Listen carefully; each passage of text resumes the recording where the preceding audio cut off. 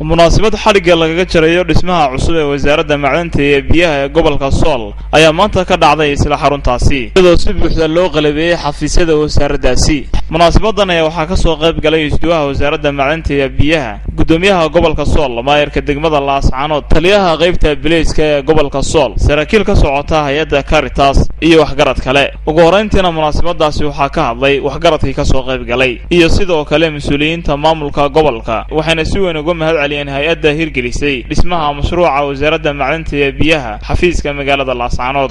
boqolkiiba boqol baan soo dhaweynaa qaar badan aan ku guuleysan oo yiri ay dhexda kaga karshaqooday waan soo maray waxaan idinku soo dhaweynaynaa qalbi furan iyo nabadgelyo iyo wanaag. baahidayaduna waa cid biyo macaan soo saarta. asaasku wuxuu ka bilaabmaa xafiisku ka bilaabmaa xafiiskii wasaaradda horta ay ku shaqayn lahayd saaka way dhistay way noo samaysay qalabkii aynu saaka dejinayna waynu ka gudoonay.